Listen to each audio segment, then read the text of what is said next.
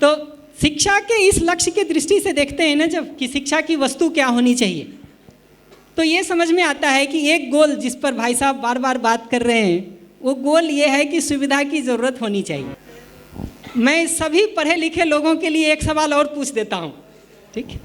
ये अच्छी बात है कि सुविधा की ज़रूरत होनी चाहिए, और अच्छे अच्छे इंजीनियरिंग कॉलेजेस में जो आज के देश के टॉप मोस्ट इंजीनियरिंग कॉलेजेस हैं ना, उन सब के बच्चों से भी हम लोगों ने पूछ के देखा कि ये सारी पढ़ाई कर रहे हो, लक्ष्य क्या है?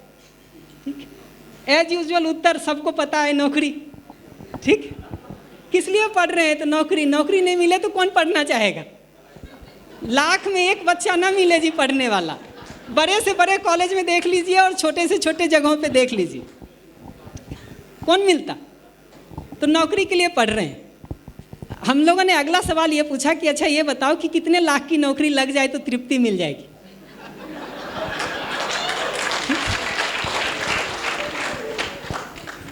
इस प्रश्न का भी कोई उत्तर नहीं है।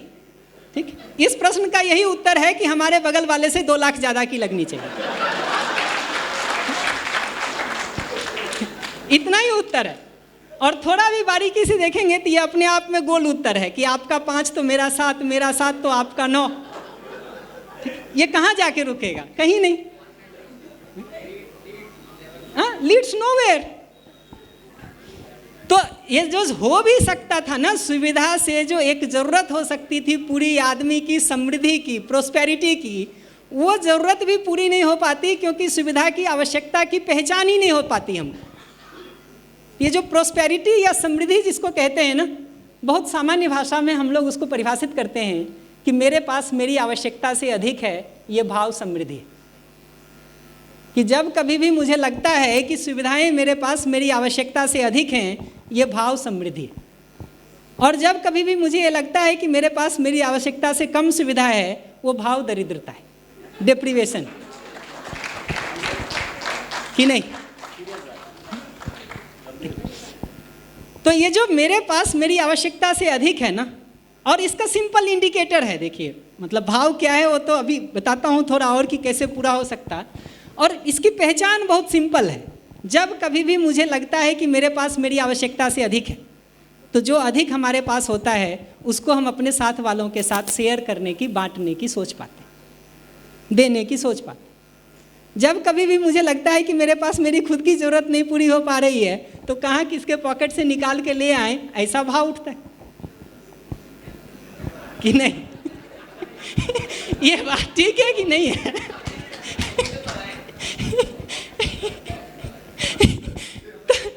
तो समृद्धि को ठीक से देखेंगे ना कि मेरे पास मेरी आवश्यकता से अधिक है, ये भाव आने के लिए 2 चीज़ ज़रूरी है।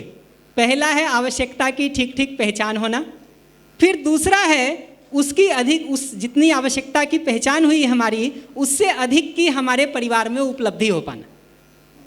दुर्भाग्य ये है अभी हम सब का कि ये सारी नौकरी, पढ़ाई और सुविधा में लगे होने के बावजूद भी कितनी सुविधा हमको चाहिए, इस प्रश्न का उत्तर भी शिक्षा आज के दिन हमको नहीं दे पाती।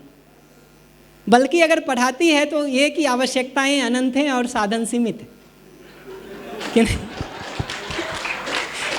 पढ़े कि नहीं? इकोनॉमिक्स में सिद्धांत पढ़ाया जाता है, ठीक है? अगर आवश्यकताएं अनंत हैं और साधन सीमित है तो इससे एक आदमी, हर आदमी का तो छोड़िए, एक आदमी का भी जरूरत पूरा नहीं हो सकता, इसका गारंटी है कि नहीं?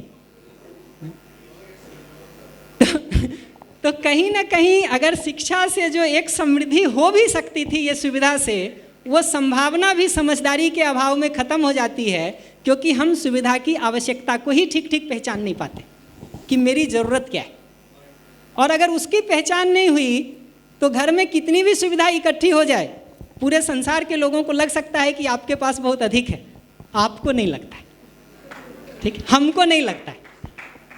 अगले को लग सकता है कि ये 10 पीढ़ी खा के भी इसका ख़त्म नहीं होगा, ठीक? हमको नहीं लगता। हाँ, किसी भी नाम को आप ले लीजिए, कुछ खास फर्क नहीं है, ठीक है? कई सारे लोग हो सकते हैं, मैं किसी के ऊपर स्पेसिफिक नाम पर कमेंट नहीं करूंगा। मैं इतना ही बात कहूंगा कि मुख्य मुद्दा जो है वो आवश्यकता को पहचान करके उससे अधिक को सुनिश्चित करने का है। ये आप चाहते हैं कि नहीं, ये भी आप ही देख लीजिए, मैं ये उत्तर भी आपको नहीं दूंगा, ठीक। आपको अपनी आवश्यकता से अधिक सुविधा चाहिए कि नहीं, ये प्रश्न आप अपने से पूछ के देख लीजिए। और अगर ये चाहिए तो उसके लिए आवश्यकता की पहचान होनी जरूरी है कि नहीं, ये प्रश्न भी आप अपने से पूछ के देख लीजिए। और जो उत्तर आए अपना तो सुनिएगा ना भाई, हमारा मत सुनिए, किसी और का मत सुनिए। अपना तो सुनेंगे ना जी, कहाँ जाएंगे। आप हमसे भाग के तो कहीं जा सकते हैं, इस हॉल से भाग के कहीं जा सकते हैं, अपने आप से भाग के कहाँ जाएंगे। चंद्रमा पे भी चले जाएं तो पीछा तो नहीं छूटेगा ना। तो एक मुद्दा जो है ना, शिक्षा का जो एक लक्ष्य है वो हर व्यक्ति में समृद्धि को सुनिश्चित करना है, जिसका मतलब है सुविधा की, आवश्यकता की ठीक ठीक पहचान हो सके और उससे अधिक को सुनिश्चित करने के लिए हमारे पास स्किल्स हो सके, टेक्नोलॉजी हो सके, तकनीकी हो सके। तो मैं तकनीकी के पक्ष में हूँ, मैं स्किल्स के पक्ष में हूँ। मुझे लगता है कि वो निश्चित रूप से होना चाहिए और आज के दिन देखेंगे तो उसकी कमी हो गई है समाज में। बल्कि आज के दिन की स्थिति तो ये हो गई है कि अगर पढ़े लिखे लोगों को नौकरी नहीं मिले ना तो किसी काम के नहीं बचते। ठीक है। और मैं खुद उसमें से एक हो रहा हूँ। मैं जब 12th किया, 2 उदाहरण मैं अपना ही बताता हूँ। मैं जब 12th किया और IIT में एडमिशन हो गया 2003 में, तो ये सोचे कि समाज के लिए कुछ करना चाहिए भाई, नौकरी वोकरी तब मिल ही जाएगी यहाँ आने के बाद, ये तो सबको मिलती है तो हमको भी मिलेगी, क्या करें। अपने में जब सारे स्किल को पलट के देखने गया कि क्या कर सकता हूँ समाज के लिए, तो एकमात्र दिखा कि हम बच्चों को पढ़ा सकते हैं। दूसरा कोई काम नहीं आता था जी हमको जो हम समाज के लिए बेहतर कर सकें। मैं तो अपने उदाहरण से बता रहा हूँ कि सिर्फ एक चीज़ आती थी कि बच्चों को पढ़ा सकें, तो हमने बच्चों को गणित, विज्ञान ये सब कुछ कुछ पढ़ाना शुरू किया और वहाँ से शिक्षा में थोड़ी रुचि बढ़नी शुरू हुई, नज़दीक से देख पाया बहुत सारी चीज़ों को। दूसरा उदाहरण इसका ये है कि जब हमारी IIT की पढ़ाई पूरी हो गई ना, तो कानपुर में एक संस्थान है जहाँ हम लोग रहते हैं और ये सारे काम करते। तो सारे इंजीनियर हैं हमारे यहाँ, कंप्यूटर इंजीनियर भी हैं, केमिकल इंजीनियर भी हैं, इलेक्ट्रिकल इंजीनियर भी हैं, मैकेनिकल इंजीनियर भी हैं। कोई इंजीनियरिंग नहीं होगा जिसके बंदे अपने साथ नहीं हैं, ठीक। और टॉप इंस्टीट्यूट से पढ़े हुए। उसके बाद भी अपना रियल एक्सपीरियंस बता रहा हूँ कि जब हमारा इन्वर्टर ख़राब हो गया, ठीक है,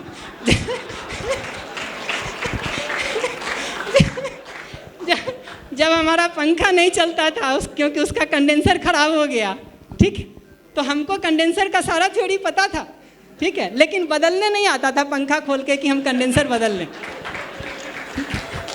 ये हालत थी हमारी बीटेक करने के बाद का बता रहा हूँ आपको। 4 साल पूरा होके जब डिग्री एक हाथ में थी तब ये दशा थी हमारी।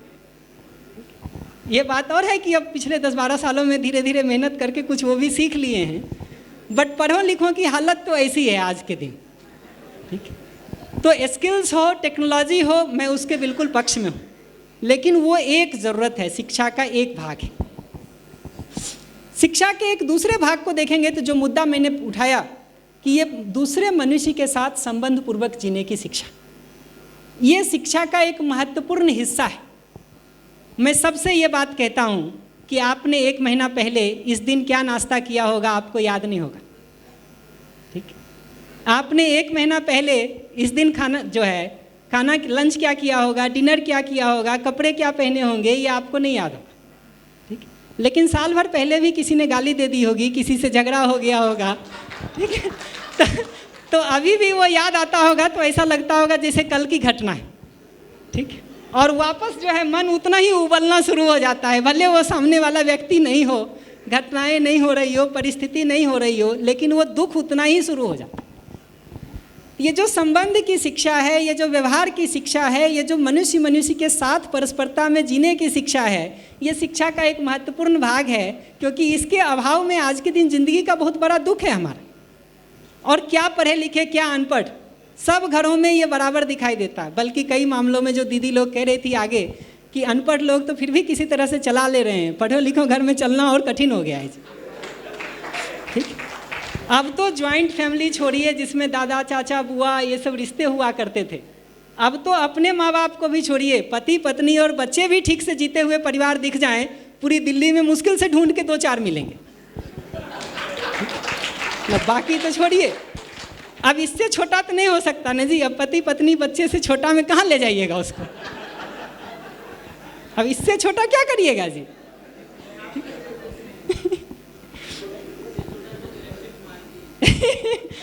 तो ये स्थिति दिखती है। तो संबंध की शिक्षा, व्यवहार की शिक्षा इसलिए महत्वपूर्ण है क्योंकि इसके अभाव में हम जिंदगी का बहुत सारा दुख झेल रहे हैं। मैं बार बार ये बात को भी कहता हूँ कि आप अपने अभी भी देखिएगा कि किन किन चीज़ों से आपको दिन भर में दुख होता है, परेशानी होती है। रात में बैठ के कभी एक बार लिस्ट बना के देखिए कि इस महीने या इस साल में किन किन चीज़ों से परेशान हुआ। ज़्यादातर समय आपको दिखेगा कि ये आपके नज़दीकी अपने लोग हैं, ठीक है, जो आपकी परेशानी के मुख्य कारण हैं और जिनके आप मुख्य कारण हैं। ठीक है, ठीक है। ये कोई अमेरिका वाले, चीन वाले तो कभी कभी हमारे आपके दुख का कारण बनते होंगे जी।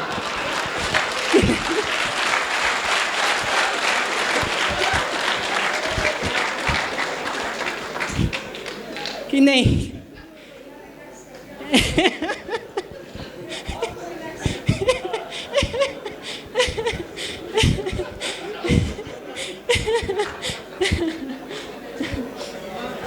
तो मैं और विस्तार नहीं करता इसको, लेकिन शिक्षा का दूसरा महत्वपूर्ण मुद्दा ये है।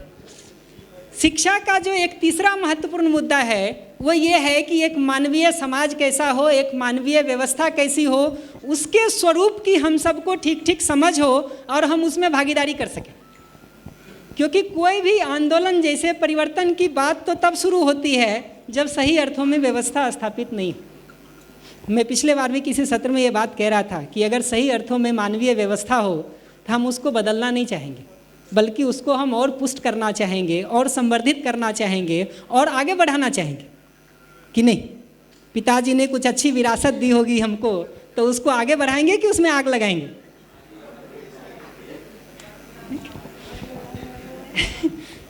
तो ये दिखता है कि मानवीय व्यवस्था का स्वरूप क्या हो, इसकी ठीक ठीक समझ होना और उसके जो शिक्षा का आयाम है, स्वास्थ्य का आयाम है, उत्पादन का आयाम है, विनिमय का आयाम है, न्याय का आयाम है, ये सभी एक दूसरे से बहुत जुड़े हुए हैं। क्योंकि हम एक शिक्षा दे करके बच्चे को तैयार कर दें, 21 साल 22 साल 25 साल में बाहर निकाल के भेज दें, अब उसको जीना तो इसी समाज में है ना। अगर वहाँ उसको जीने के लिए अनुकूल अवसर नहीं दिखता, परिस्थिति नहीं दिखती, उन प्रतिकूल परिस्थितियों में वो रास्ता कैसे निकाल सके ये उपाय नहीं आता, तो क्या करेगा बच्चा कुंठित होने के अलावा? तो इस इंटीग्रेटेड ढंग में एक मानवीय समाज का, मानवीय व्यवस्था का स्वरूप क्या हो और आज की परिस्थिति में जहाँ हम खड़े हैं वहाँ से कैसे कदम दर कदम हम रास्ता निकाल सकते हैं, इस बात की शिक्षा की भी उतनी ही ज़रूरत है। ये सब के साथ देखेंगे तो एक शिक्षा जो और महत्वपूर्ण है आज के दिन, वो है स्वास्थ्य की शिक्षा। और जब मैं स्वास्थ्य की शिक्षा कहता हूँ तो उसका मतलब कोई बीमारियों के इलाज की शिक्षा नहीं, ठीक है? ये अंतर भी समझ लेना बहुत ज़रूरी है। मैं सबसे ये सवाल पूछता रहता हूँ कि आप क्या चाहते हैं? आप बार बार बीमार पड़ें, किडनी खराब हो, लीवर खराब हो, हार्ट खराब हो, ठीक है, फेफड़ा खराब हो, दिमाग में दर्द शुरू हो जाए और आप डॉक्टर के पास जाएं, 15 दिन वहाँ भर्ती रहें, इलाज कराएं, लौट के घर आ जाएं, फिर 6 महीना बाद बीमार पड़ें, फिर जाएं, फिर यही प्रक्रिया अपनाएं, ठीक है? ये हम चाहते हैं या हम स्वस्थ होकर के अपने घर परिवार में ठीक से जी सकें, समाज में ठीक से भागीदारी कर सकें, ये चाहते हैं, ठीक है? तो ये समझ में आता है कि स्वस्थ रहना बीमारियों का इलाज करना नहीं है। तो स्वस्थ रहने का क्या मतलब है उसको ठीक ठीक समझने की ज़रूरत है। और उसके लिए हमारा आहार विहार कैसा हो, हमारा रहन सहन कैसा हो, हमारा सोना जागना, हमारी दिनचर्या, हमारे रूटीन, जो चीज़ें हमारे स्वास्थ्य को प्रभावित करती हैं, जिनसे हमारा स्वास्थ्य बनता है या बिगड़ता है, उसको ठीक ठीक समझने और जीने की ज़रूरत है। मैं सबको कहता हूँ, आपकी कार हो पेट्रोल वाली और आप उसमें डीजल भराएं सुबह शाम, कितने दिन कार चलेगी? 10 दिन 15 दिन में इंजन सीज हो जाएगा कि नहीं? घंटे भर में। हमारा शरीर तो कम से कम उससे कई गुना अच्छा मशीन है जी, जो नहीं खाना है वो भी खाए जा रहे हैं, फिर भी सालों साल चल रही। ठीक कह रहे हैं? तो अभी देखेंगे इतना अत्याचार के बावजूद हमारा शरीर टिका हुआ है, आश्चर्य से कम नहीं है जी, ठीक है, कम नहीं है। तो ये स्वस्थ रहने का पूरा विधि प्रक्रिया को ठीक ठीक समझना और उसको जी पाना, ये शिक्षा, स्वास्थ्य शिक्षा का एक महत्वपूर्ण अंग है।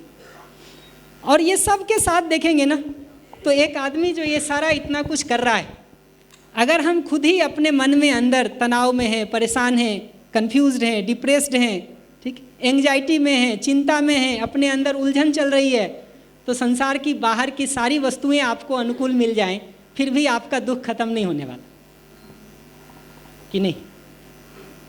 तो अपना मन कैसे ठीक रह सके, अपना विचार कैसे समस्या के बदले समाधान के अर्थ में चल सके, अपना भाव कैसे द्वेष और विरोध होने के बदले संबंध, स्नेह, विश्वास, सम्मान और प्रेम जैसी चीज़ें हो सके, और कैसे जो बात पवन जी पहले कह रहे थे कि हमारी दृष्टि ठीक हो सके, जिसके आधार पर हम चीज़ों की ठीक ठीक समझ अपने में विकसित कर सकें।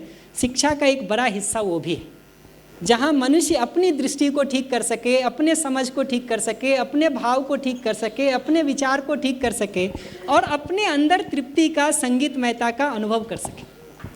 अगर अपने अंदर ही वो तृप्ति नहीं मिल रही तो बाहर की चीज़ें कितनी भी अच्छी कर ले, कुछ ज़्यादा काम नहीं आती। लेकिन मैं फिर से ये बात कहूँगा कि इसका ये मतलब नहीं है कि बाहर अच्छा नहीं करें।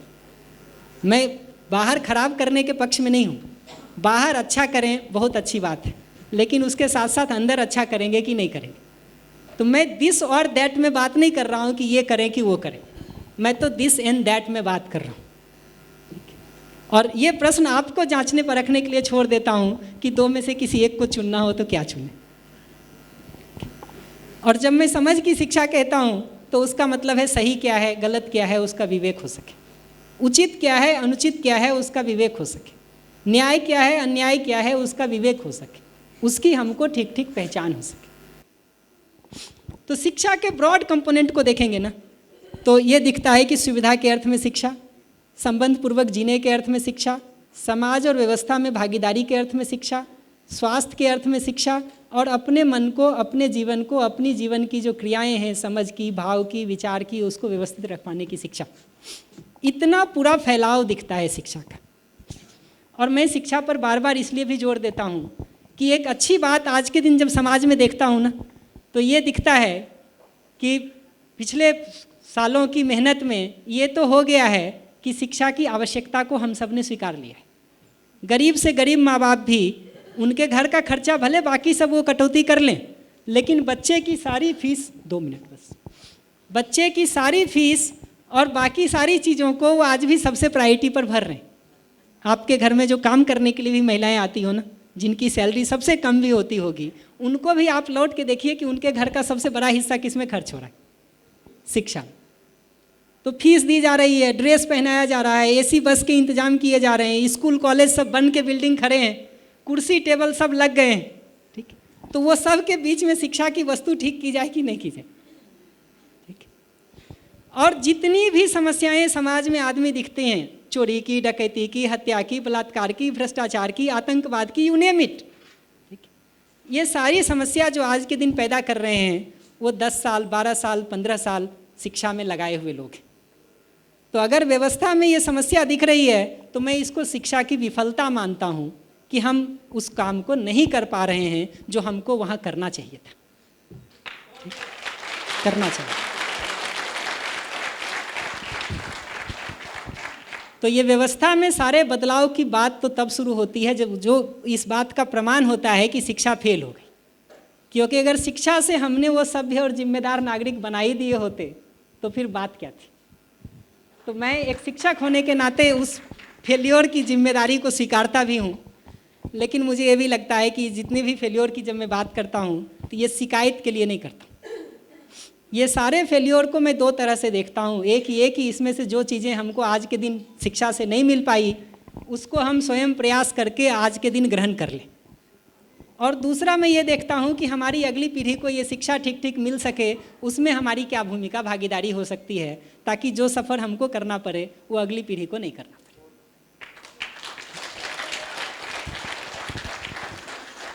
लोग बार बार हमसे ये भी कहते हैं कि ये इतनी सारी कठिनाइयों के बीच कैसे चीज़ें हो सकती हैं, इतना बड़ा संसार है, ऐसे लोग हैं, और 10 तरह की बातें आप सब जानते हैं बहुत अच्छे से। मैं सबको एक ही बात कहता हूँ, आज के दिन हम सबके हाथ में मोबाइल है।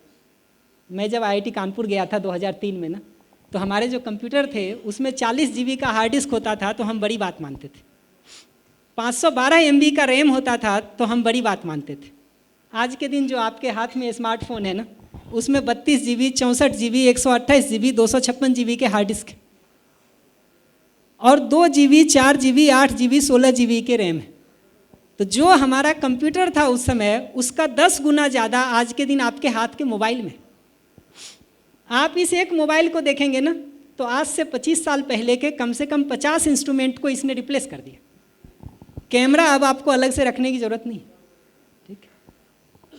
ऑडियो के लिए जो गाने सुनने के लिए ट्रांजिस्टर और बाकी सेट रखे जाते थे, आज के दिन अलग से रखने की ज़रूरत नहीं है, ठीक है। नोटपैड आज के दिन अलग से रखने की ज़रूरत नहीं है। आप लिस्ट बनाइए, अलार्म आज के दिन अलग से रखने की ज़रूरत नहीं है। 200 चीज़ों की लिस्ट बनेगी। आज से 100 साल पहले अगर कोई कहता कि ये एक मोबाइल जैसा डिवाइस हो सकता है जिससे 7 समंदर पार आप लोगों से उस तरह से बात कर सकते हैं जैसा कि कोई सामने खड़ा हो, और उतना साफ साफ चेहरा भी देख सकते हैं उसका, तो अगला कहता पागल हो गया कि नहीं है? 100 साल पहले ही ये बात होता तो कहता पागल हो गया।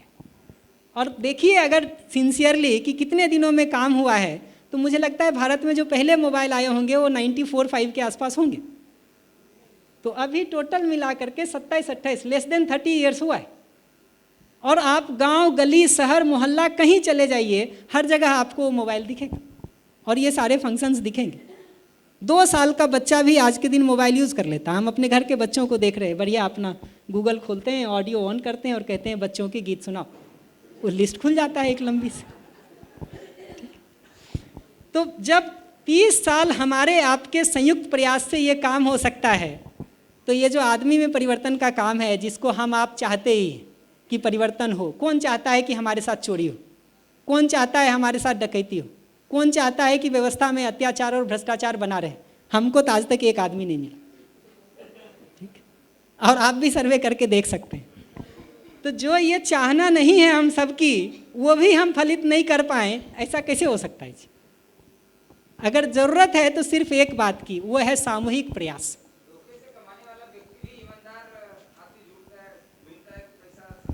है ना जी, हमारे यहाँ कहते हैं कि बेईमान से बेईमान जो व्यापारी होता है वो भी अपना मुनीम ईमानदार ढूंढता है। तो मैं यहाँ पर अपनी बात को रोकता हूँ और मैं सिर्फ लास्ट बात इतना ही कहूँगा कि मुझे लगता है किसी भी बड़े स्केल के समाज के परिवर्तन के लिए समाज का सामूहिक एफर्ट होना जरूरी है। व्यष्टि प्रयास से व्यष्टिगत उपलब्धि हो सकती है, लेकिन समष्टि उपलब्धि के लिए तो समष्टि का ही प्रयास चाहिए। प्रणाम, आप सभी को प्रणाम। बहुत अच्छा श्याम भाई, बहुत बढ़िया। सभी को परिचय मिल गया श्याम भाई का।